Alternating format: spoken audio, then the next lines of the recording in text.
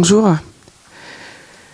Merci de nous avoir invités pour prendre la parole aujourd'hui sur l'événement. Donc moi je suis invitée en tant que la sœur d'Adama Traoré. Donc je ne sais pas si les personnes qui sont là dans ce théâtre connaissent l'histoire et l'affaire Adama Traoré. Donc je vais en parler, en tout cas ce qui nous amène à ici. Ça fait 3 ans, nous sommes presque à 3 ans de lutte, 3 ans de combat pour la vérité et la justice pour Adama Traoré. Je suis obligée de vous raconter dès le début ce qui s'est passé pour que vous puissiez comprendre. Mon frère va se faire tuer le jour de son anniversaire. Mon frère va se faire tuer le jour de ses 24 ans par 3 gendarmes. 3 gendarmes qui vont amener la mort à mon petit frère et qui vont décider que mon frère n'allait pas vivre ce jour-là. La journée de mon petit frère commence à 10h du matin. Je vous parle de cette pièce d'identité parce qu'elle aura une place très importante dans la suite de la mort de mon petit frère. La mairie va appeler chez nous pour dire que mon frère puisse venir récupérer sa pièce d'identité. Malheureusement, ce jour-là, Adama n'a jamais eu le temps d'aller la chercher. C'était un jour, il faisait beau, il faisait plus de 30 degrés. Il avait son bermuda, sa chemise à fleurs, son bob. Il avait juste envie de faire un tour de vélo. Il n'a pas été chercher son gilet pare-balles. Il n'a pas été chercher son bouclier. Parce qu'il faut savoir qu'en France, ici, la pièce d'identité est comme un gilet pare-balles, est considéré comme un bouclier. Ce jour-là, mon frère ne l'avait pas et il est mort. Parce que mon frère a subi un contrôle aux faciès. Il faut savoir que la France a été condamnée par le contrôle aux faciès parce qu'elle a été reconnue. Ce jour-là, mon frère, un de mes petits frères, va subir un contrôle d'identité. Alors je vous parle, ils ont mis tous mes petits frères en prison. On va revenir sur cette machine de guerre, comment l'État a fait en sorte pour briser et camoufler la mort de mon petit frère. Mon petit frère subit un contrôle d'identité ce jour-là et Adama passe en vélo. Et quand il voit ces gendarmes, il n'a pas son bouclier, il n'a pas son gilet pare-balles, il n'a pas cette pièce d'identité qui aurait pu lui sauver la vie. Il faut savoir que la pièce d'identité, elle a été créée au moment de l'esclavage et qu'à l'époque, quand un esclave sortait dans la rue et qu'il n'avait pas sa pièce d'identité, on avait le droit de l'abattre. En 2016, on a abattu mon frère parce qu'il n'avait pas sa pièce d'identité. Et mon frère, il est mort. L'interpellation de mon frère va se faire en 2 temps. Dans un premier temps, à peine de 200 mètres, mon frère va se faire violenter par les gendarmes, va se faire frapper. Un individu va venir sauver mon petit frère parce que les gendarmes sont en civil. Et l'interpellation, mon frère va courir et se cacher dans un appartement d'une personne qu'il connaît et tout va se passer dans cet appartement. Mon frère va subir un plaquage ventral. Mon frère va porter plus de 250 kilos sur lui. Ce que je vous dis là, c'est ce que les gendarmes ont dit lors de leur première audition le jour même. Mon frère va leur dire « je n'arrive plus à respirer ». Ils vont compresser mon frère, ils vont écraser la cage thoracique de mon petit frère. Il faut savoir que ce sont des militaires, qu'ils étaient lourdement armés et qu'ils étaient là pour apporter, qui sont là pour apporter secours sur toute vie humaine sur Terre. Ce jour-là, ils auront un droit de mort sur la vie de mon petit frère. Ils vont prendre Adama, ils vont le mettre jusqu'à dans ce véhicule, dans la voiture. Dans ce véhicule, Adama va uriner sur lui, il va piquer de la tête. Et ils ne vont pas l'emmener à l'hôpital. Ils étaient à peine de 200 mètres, ils auront un droit de mort sur sa vie. Ils vont aller le jeter dans cette cour de gendarmerie où ils vont nous dire que ils vont lui apporter les premiers soins. Sauf que quelques jours après, on va voir que c'est faux.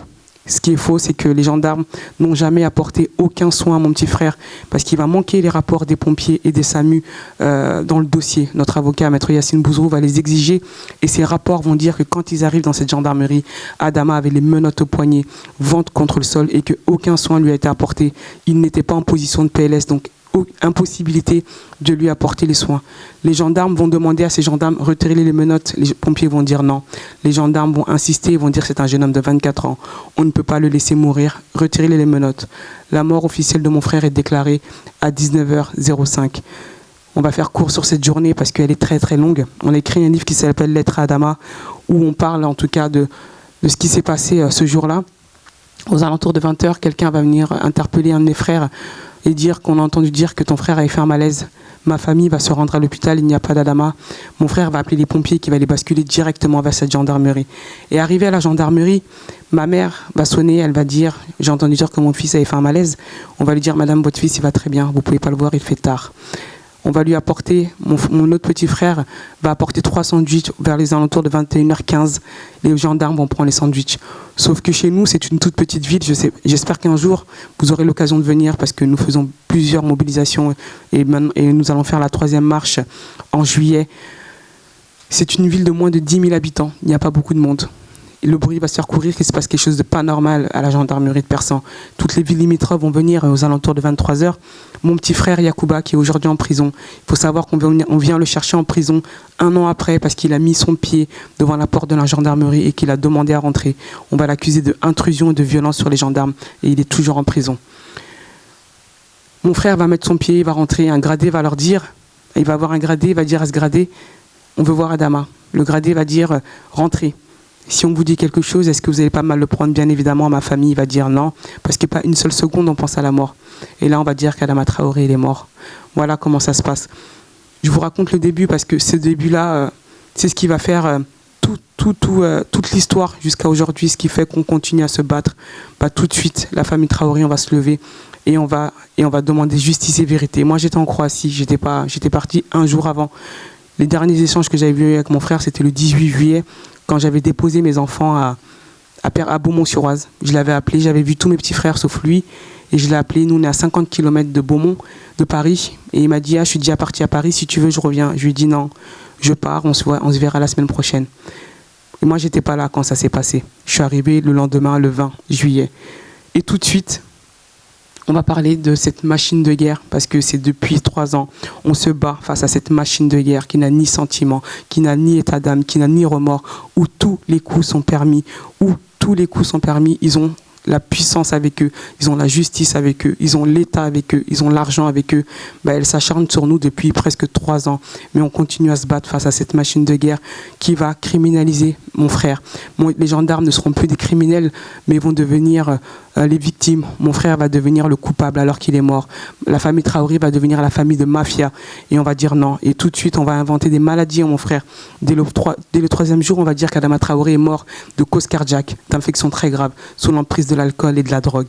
Et c'est ce qu'ils font. C'est ce qu'ils font systématiquement depuis plusieurs années. Dès qu'il y a un problème avec la police et la gendarmerie, tout de suite, on criminalise la victime. L'État va automatiquement se mettre du côté des forces de l'ordre, et tout de suite, ils vont tout faire pour aller se faire un non-lieu. Sauf que ceux-là, ils se sont pris à la mauvaise famille, et là, on va dire non. Et il faut savoir que 3 jours après, lors de la première autopsie, quand on va aller voir mon petit frère, le soir même, on va nous convoquer à la préfecture de Cergy-Pontoise et on va nous dire, la famille Traoré, nous savons que vous êtes des musulmans, que dans la religion musulmane, vous enterrez le corps dans les 3 jours. On s'est permis de contacter l'aéroport Roissy-Charles de Gaulle et la compagnie Air France. Le corps d'Adama Traoré peut partir dès demain. Que toute personne souhaitant un passeport leur sera remis tout de suite. Il y avait une femme autour de la table et on va la regarder, on va dire non, respectez-nous. Nous sommes aussi français, Adama il est aussi français, il sera peut-être enterré en France. Parce que cette machine de guerre ne voulait pas qu'on puisse demander cette contre-autopsie. Et on va demander cette contre-autopsie tout de suite après. Mais comme nous sommes dans un pays qui se dit liberté, égalité, fraternité, elle ne peut pas parler elle parle de liberté, égalité, fraternité parce qu'elle a conscience qu'une très grosse partie de sa population ne sait pas utiliser ses droits correctement. Moi, la première. Donc quand on ne peut pas utiliser ses droits correctement, on fait ce qu'on veut. Nous, aujourd'hui, on dit que nous sommes dans un État antidémocratique parce qu'on se bat pour demander justice et vérité. Et on nous met en prison parce qu'on s'est levé. Et on va... cet État, ce que va faire, elle va envoyer le corps de mon petit frère tout de suite chez nous. Et les militants qui vont être avec nous, des familles de victimes, vont dire attention à la famille Traoré, surtout ne prenez pas le corps de votre frère. Si vous prenez le corps de votre frère, vous ne pourrez plus faire de deuxième autopsie. On va avoir un geste violent et on va repousser le corps de mon frère et on va dire on n'en veut pas. Et on va exiger cette deuxième autopsie qui va sortir une semaine après, qui va dire qu'Adama Traoré n'est pas mort de cause cardiaque, ni d'infection très grave, ni sous l'emprise de l'alcool, ni sous l'emprise de la drogue. Et on va continuer à se battre avec notre avocat, on va demander à ce que le procureur Yves Janier, qui a menti depuis le début, soit dessaisi de l'affaire. Il sera dessaisi de l'affaire, il va être muté. On va demander à ce que l'affaire soit dépaysée. L'affaire va être dépaysée et va arriver à Paris en janvier 2017. Et on continue à se battre, mais il faut savoir que tout ça, quand on se bat, tout ça se passe en un mois. Ça a été un mois très intense, mais la machine de guerre, elle va taper très fort tout de suite et elle va mettre un de mes petits frères en prison, qui est aujourd'hui en prison pour tentative d'assassinat sur les forces de l'ordre. Quand mon frère est mort, il y a eu des révoltes chez nous, il y a eu des révoltes pendant plusieurs jours. Ils vont mettre plus de 25 jeunes dans notre quartier.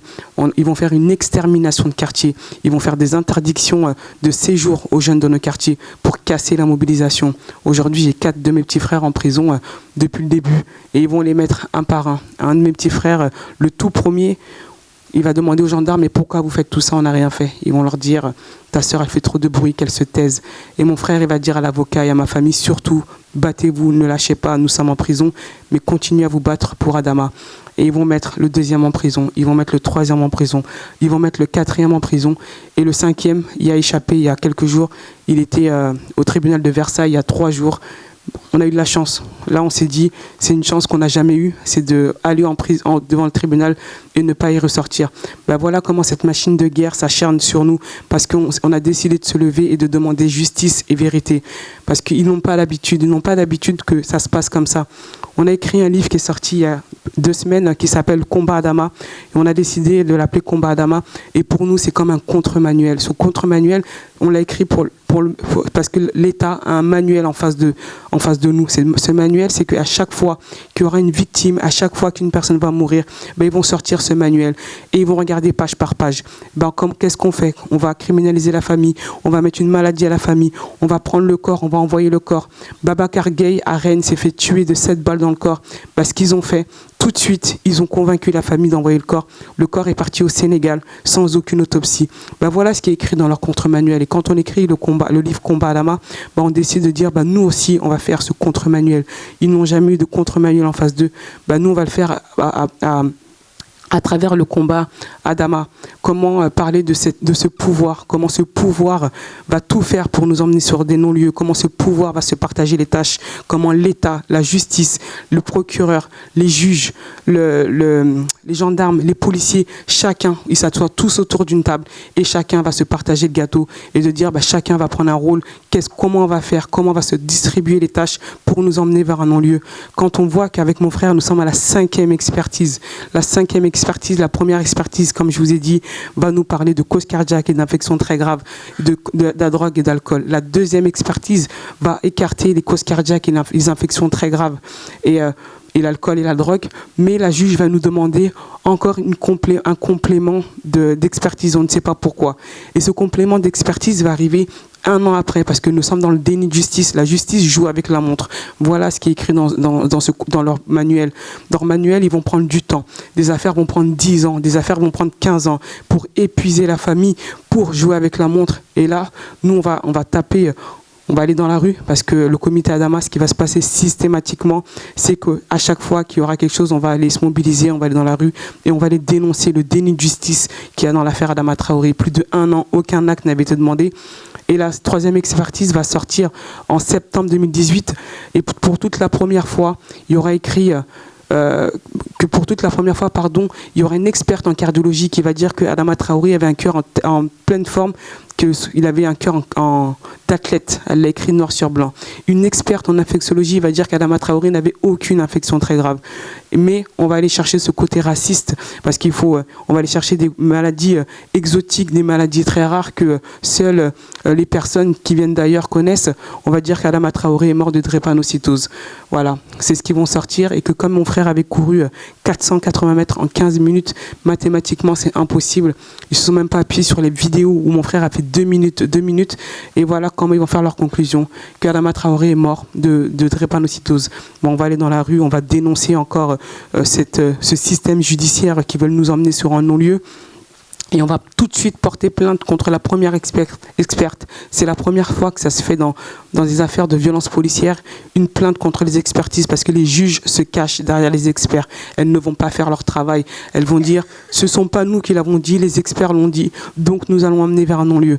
Donc on va porter plainte contre la première experte qui va parler de cause cardiaque et de lui demander pourquoi, comment se fait-il qu'elle écrit une maladie cardiaque sur la mort de mon frère. Elle va être convoquée en janvier 2019 et elle va devoir répondre devant les ordres des médecins parce que nous avons demandé à ce qu'elle soit dessaisie, à qu'elle se soit radiée pour le fait qu'elle a écrit.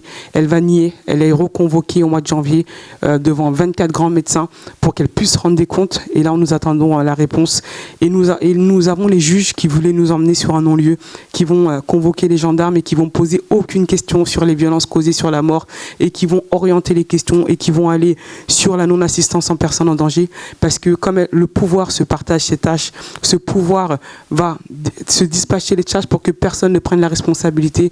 Les experts vont écrire un tissu de mensonges. Les juges vont se statuer sur cette expertise-là. Le procureur va venir parler au nom des gendarmes et des policiers, et les gendarmes vont être acquittés. Voilà comment ça se passe. Sauf que la famille Traoré va demander une contre-expertise, encore une fois, qu'on va payer de notre propre poche. Parce qu'il faut savoir que de l'autre côté, nous sommes les victimes, mais l'État paye tout pour les gendarmes, tous les actes. Nous, rien n'est payé pour nous. Nous sommes obligés de tout payer. C'est pour ça que aujourd'hui, on continue à se battre et on va demander cette contre-expertise qui va sortir il y a un mois, qui va être faite par 4 grands éminents médecins qui vont dire que scientifiquement parlant, ce qui a été fait dans toutes les expertises avant, scientifiquement c'est impossible, que c'est même une insulte au métier d'expert et de médecin, qu'Adama Traoré n'est mort d'aucune maladie, que Adama Traoré est bien mort asphyxié suite au contrôle subi par les gendarmes. Et là, l'enquête va être relancée, l'enquête va repartir, les gendarmes vont être entendus, les témoins vont être entendus, et nous demandons aujourd'hui, en tout cas, la mise en examen des gendarmes, parce que nous avons tous les éléments pour aller à un procès. Voilà comment ça se passe, voilà comment cette machine de guerre, elle est organisée, comment cette machine de guerre, elle est systémique. À chaque fois qu'il y a un coupable, qu'il y a un meurtre, elles vont tout de suite sortir leurs armes pour nous emmener vers un non-lieu et nous criminaliser. Parce qu'il faut savoir que en France, comme dans d'autres pays, la vie d'un noir ou la vie d'un arabe ou la vie de d'autres personnes qui viennent d'ailleurs, des gens du voyage, ne vaut pas d'être vécue. Quand on parle de l'abolition de la peine de mort, c'est faux. Il y a juste une passation de pouvoir entre la justice et la police. Parce que quand les policiers nous tuent, quand les gendarmes nous tuent, mais il ne se passe rien. C'est plus la justice qui le dit, mais elle est faite par d'autres sur le terrain. Et ça devient normal, comme si nos vies ne valaient pas d'être vécues. Mon frère ne devait pas mourir ce jour-là.